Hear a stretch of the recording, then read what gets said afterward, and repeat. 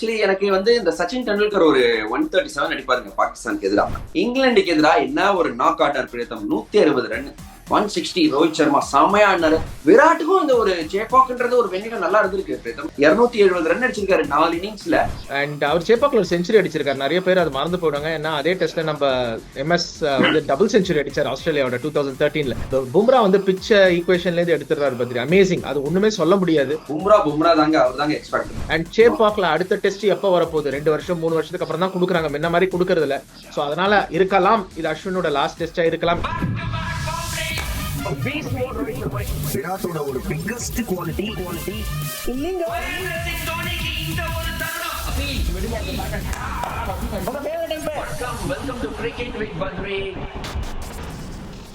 வணக்கம், welcome to cricket with Badri மற்றும் ஒரு episode of cric debate. as usual பிரேதம் நம்ம கூட இருக்காரு. வணக்கம் பிரேதம். வணக்கம் பத்ரி, எப்படி இருக்கீங்க? சூப்பர் பிரேதம், நல்லா இருக்கேன். பிரேதம் என்ன எக்ஸைட்டடா இருக்கீங்களா?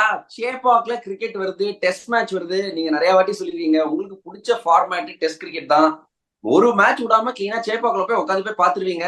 இந்த வாட்டி போறீங்களா? India was Bangladesh test match.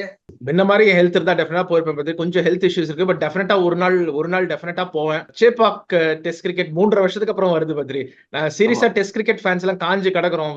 ஒரு காலத்துல சேப்பாக்கு பெங்களூரு, மும்பை, டெல்லி, கல்கட்டால தான் கேம் நடக்கும். நான் உங்களோட கொஞ்சம் வயசுல பெரியவன். அந்த காலம் எனக்கு ஞாபகம் இருக்கு. இப்போ என்னடான்னா கரெக்ட், ரொம்ப நல்லது. டெஸ்ட் கிரிக்கெட்டை நம்ம ப்ரொமோட் பண்றோம், கிரிக்கெட்டையே ப்ரொமோட் பண்றோம். கூட்டம் வராத இடத்துல மேட்ச் வச்சிடறோம். நம்ம சென்னை, பெங்களூர் மாதிரி இடத்துல டெஸ்ட் வரல. சோ டெஸ்ட் வருது இப்போ. பெரிய எக்ஸைட்மெண்ட் தான் இது. ஆனா சென்னை சேப்பாக்கு நீங்க சொல்லும் போது உங்களை மாதிரி நிறைய பேர் இருக்காங்க பிரேதம். நீங்க சென்னை பாத்தீங்கன்னா அந்த டெஸ்ட் கிரிக்கெட் லவர்ஸ் டெஃபினட்டா நிறைய இருக்காங்க. ஒரு ரீசனபிள் டர்ன் அவுட் ஆகுது எக்ஸ்பெக்ட் பண்றேன் நான். டுவர்ட்ஸ் வீக்கெண்ட் மேட்ச் போச்சு, க்ளோஸா போச்சுன்னா இன்னுமே நல்லா இருக்கும். எனக்கு நிறைய மெமரிஸ் இருக்கு. அப்படியே ஸ்டாண்ட்ல போய் உட்காந்து டெஸ்ட் மேட்ச் பார்த்த ஞாபகம் எனக்கு நிறைய இருக்கு. ஒரு ட்ரீம் கம் ட்ரூ ஒரு வாட்டி சேப்பாக்ல ஆடும்போது. சோ சேப்பாக்ல டெஸ்ட் கிரிக்கெட் வருது, ரொம்ப நல்ல விஷயம். India excited. நீங்க ரொம்ப ப்ரிவிலேஜ் பத்ரி. சேப்பாக்ல மேட்சை பார்த்து சேப்பாக்லயும் விளையாடுறீங்க. நானும் ப்ரிவிலேஜ் தான், பாத்திருக்கேன், விளையாடல. பட் எல்லாரும் விளையாட முடியாது. பட் பாத்திருக்கேன். உங்களுக்கு ஃபேவரட் மேட்ச் என்ன ஞாபகம் நீங்க சேப்பாக்ல பார்த்தது ஷேர் பண்றீங்களா? ஆக்சுவலி எனக்கு இந்த சச்சின் டெண்டுல்கர் ஒரு 137 அடிப்பாருங்க பாகிஸ்தானுக்கு எதிராக. இந்தியா தோத்துருவாங்க அந்த ஒரு மேட்ச். ஆனா நான் சச்சின் டெண்டுல்கர் ஃபேன் போலேருந்தே. அதனால அவரோட அந்த நாக்கு மறக்கவே முடியாது. முதல்ல வசீம் அக்ரம் ஒரு பிளிக் அடிப்பாரு ரைட் சைட்ல 4 டேவை ஸ்டார்ட் பண்ணுவாருங்க. அன்னைக்கே தெரிஞ்சு இன்னைக்கு இருக்கியா நம்ம தலைவன் அடிக்க போறாங்க அப்படிங்கிற மாதிரி அவங்க ஒரு ஃபீலிங். 137 அடிப்பாரு. கடைசியில அவுட் ஆயிடுவாரு. சக்லைன் முஸ்டாக் ஒரு முதுகு பயங்கரமா கிராம்ப் கடைசியில அவுட் ஆயிடுவாரு. கொஞ்சம் எனக்கு பயங்கரமா ஆல்மோஸ்ட் கண்ணுல தண்ணியே வந்துச்சு அந்த பாகிஸ்தான் அந்த மேட்ச் ஜெயிக்கும் போது. நான் ஸ்டாண்ட்ல உட்காந்து பார்த்தேன். பட் அந்த மேட்ச் எனக்கு ரொம்ப ரொம்ப பிடிச்ச match against Pakistan. India versus Pakistan சரியான அமேசிங். என்னோட ஃபேவரட் மெமரி ஆஃப் சேப்பாக் என்னன்னா அந்த tight test Badri. September tight test. அப்ப ஸ்கூல்ல இருந்தேன். குவார்டர்லி ஹாலிடேஸ் எங்களுக்கு. ஸோ எல்லா நாளும் போனேன். 5th டே அன்னைக்கு என்னடா நடக்க போகுது, ஆனா வீட்டுல என்ன பண்றது அப்படின்னு சொல்லிட்டு டிக்கெட் இருந்தது, போனேன். Amazing. Within half an hour first கிரவுண்ட்ல யாருமே இல்ல. ஆஸ்திரேலியா டிக்ளேர் பண்ணாங்கன்னு நியூஸ்ல போச்சு. அப்பெல்லாம் கமெண்ட்ரி தான். கமெண்ட்ரி போன உடனே கிரவுண்ட் ஃபுல் ஆயிடுச்சு. அமேசிங்கா இருந்தது அந்த லாஸ்ட் டே அந்த சேஸ். ஸோ மறக்க முடியாத ஒரு டெஸ்ட் மேட்ச் அது. Iconic test match. யாராலுமே அந்த மேட்ச் மறக்க முடியாது. சோ இப்போ கொஞ்சம் பிளேயர்ஸ் பத்தி பேசணும்னா ரோஹித் சர்மா ஃபர்ஸ்ட் பேசலாம். ரோஹித் சர்மா ரொம்ப எனக்கு தெரிஞ்சு ஒரு முக்கியமான ஒரு பிளேயரா இருப்பாரு அப்படின்னு நான் நினைக்கிறேன். ஏன் நான் அதை சொல்றேன்னா கடைசியா இந்தியா சேப்பாக்ல விளையாடும் போது இங்கிலாந்துக்கு எதிராக என்ன ஒரு நாக் அவுட் பிரேதம் 160 ரன் 160. ரோஹித் சர்மா செம்மையா ஆடினாரு. தனியா நின்று ஒரு தோத்ததுக்கு அப்புறம் டெஸ்ட் மேட்சை கடைசி மட்டும் ஜெயிச்சு கொடுத்தாரு. ஏன்னா ரோஹித் சர்மா சேப்பாக் மாதிரி வென்யூல முக்கியமான பிளேயர் அப்படின்னு நான் சொல்றேன்னா அவர் எபிலிட்டி டு பிளே ஸ்பின். எனக்கு தெரிஞ்சு பெஸ்ட் பிளேயர் ஆஃப் ஸ்பின் அப்படின்னு நான் சொல்லுவேன். ஏன்னா அந்த ஒரு ஆப்ஷன்ஸ் எல்லாமே இருக்கு. ஸ்வீப் செம்மையா அடிப்பாரு, ஸ்டெப் அவுட் பண்ணியும் ஆடுவாரு, நல்ல ஒரு மாதிரி டிஃபென்ஸும் வச்சிருக்காரு அகைன்ஸ்ட் ஸ்பின்னர். ஸோ நான் எக்ஸைட்டடா இருக்கேன் ரோஹித் சர்மாவை சேப்பாக்ல பாக்குறதுக்கு. I think it's going to be a good contest அப்படின்னு தோணுது. இந்த இந்தியன் டெஸ்ட் டீம்ல Rohit Sharma best player of spin, அதுல டவுட்டே கிடையாது. அது அமேசிங் இன்னிங் பதில். இது 161 அடிச்சது. ப்ரீவியஸ் மேட்ச் தோத்துருப்பாங்க. அண்ட் சீரீஸ் பவுன்ஸ் பேக் பண்ணோம். WTCக்கு ரொம்ப கான்சிக்வன்சஸ் இருந்தது. அடுத்த 3 மேட்ச் ஜெயிப்பாங்க.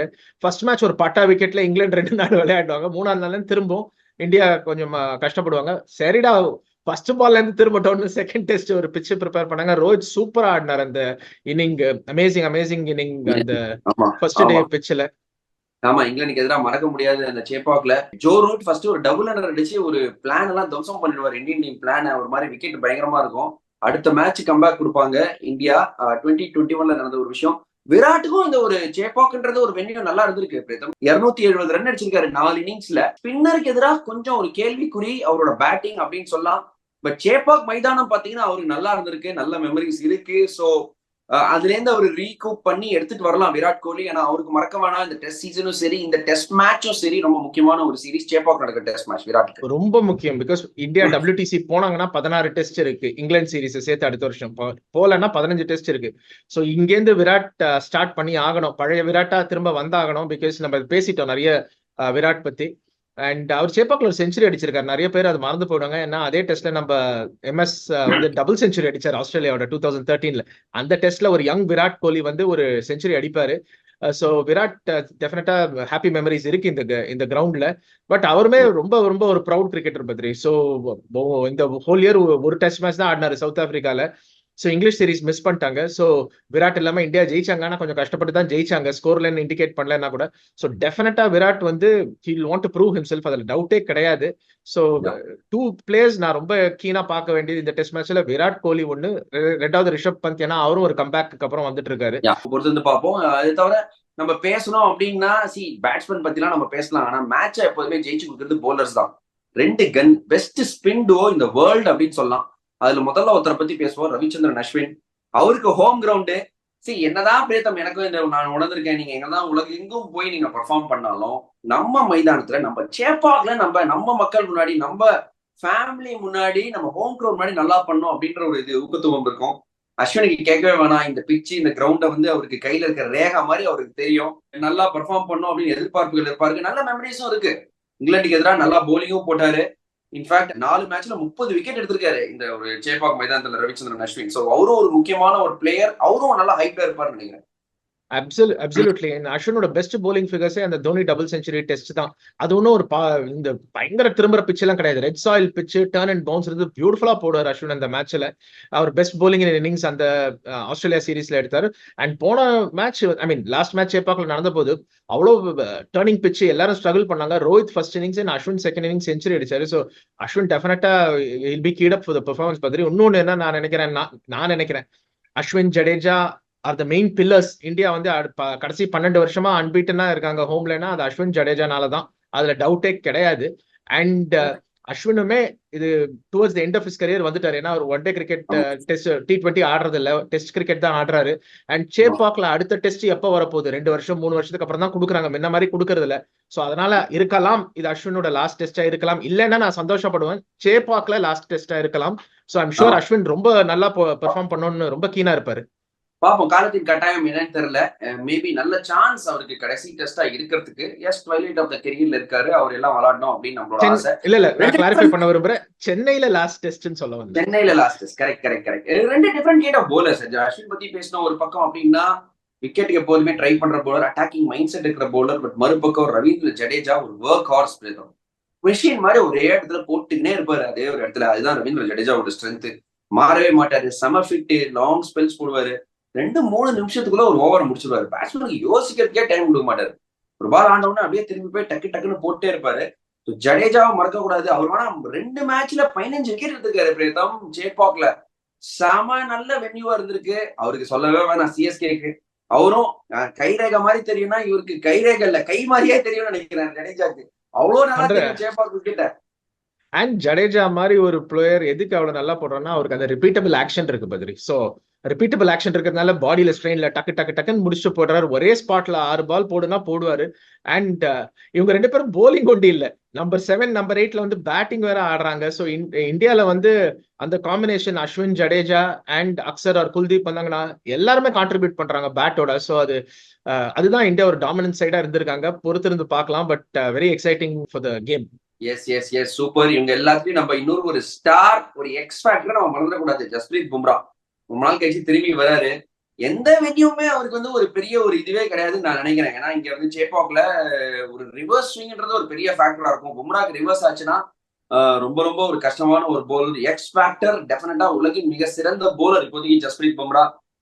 அவரை மறக்க கூடாது. சேப்பாக்கா இருக்கட்டும், பாம்பேயா இருக்கட்டும், எங்க வேணா ஈடன் கார்டனா இருக்கட்டும், பும்ரா தாங்க, அவர் தாங்க எக்ஸ் ஃபேக்டர். அந்த 4 டெஸ்ட் மேட்ச் இங்கிலாண்டோட காட்டினாரு பத்திரி அவர் யாருன்னு. பிச்சில் ஒண்ணுமே இல்லை, பிச்சை ஈக்குவேஷன்ல இருந்து எடுத்தாரு. அந்த ஆலி போப் போட்ட யாக்கர் இன்னும் கண்ணில் நிக்குது. வைசாக்ல ஒரு யாக்கர் போட்டார், இன்னும் கண்ணில் நிக்குது. ப்ரீவியஸ் டெஸ்ட் ஆலி போப் 190 ரன் அடிச்சார். அந்த வைசாக் டெஸ்ட்ல அந்த யாக்கர் போட்டார். பும்ரா வந்து பிச்சை ஈக்குவேஷன்ல இருந்து எடுத்துறாரு பத்ரி. அமேசிங், அது ஒண்ணுமே சொல்ல முடியாது. One of a kind bowler அவரு. ஸோ ஐ திங்க் அவர் சும்மா ஒரு மேட்ச் ரிதமுக்காக ஆட வைப்பாங்கன்னு நினைக்கிறேன் இந்த சீரீஸ்ல. அதுக்கப்புறம் நியூசிலாந்து மேபி ஒரு மேட்ச் இருக்கும். பட் பும்ரா எப்படி பெர்ஃபார்ம் பண்றாருன்னு பார்க்கணும். பிகாஸ் நீங்க சொன்ன மாதிரி பிச்சே தேவையில்லை அவருக்கு. என்ன பிச்சா இருந்தாலும் பிச்சு உதறிடுவாரு அப்படின்றீங்க Jasprit Bumrah. Yes, super test match காத்துட்டு இருக்கு. நம்ம எல்லாருமே எக்ஸைட்டடா இருக்கோம். சேப்பாக்ல மேட்ச் நடக்குது, இந்தியா வர்சஸ் பங்களாதேஷ். ஸோ டெஃபினட்டா இந்தியா தான் ஃபேவரட்ஸ். பட் இன்னும் கொஞ்சம் டீப்பரா 11 என்ன இருக்கும், காம்பினேஷன் இருக்கும், மேட்ச் அப்ஸ் என்ன இருக்கும் அப்படின்னு அடுத்த வீடியோல நம்ம டிஸ்கஸ் பண்ணுவோம். தேங்க்யூ பிரேதம் for coming on cricket with Badri. Thank you Badri, உங்க இன்விடேஷன். Thank you so much. தேங்க்யூ. இந்த வீடியோ உங்களுக்கு பிடிச்சிருந்ததுன்னா லைக் பண்ணுங்க, ஷேர் பண்ணுங்க, மறக்காம சப்ஸ்கிரைப் பண்ணுங்க. அது மட்டும் இல்லாம பெல் ஐக்கான் அமுத்த மறந்துடாதீங்க. என்ன வீடியோ போட்டாலும் இம்மீடியட்டா உங்களுக்கு ஒரு நோட்டிபிகேஷன் வரும். Thank you guys, take care. Thank you.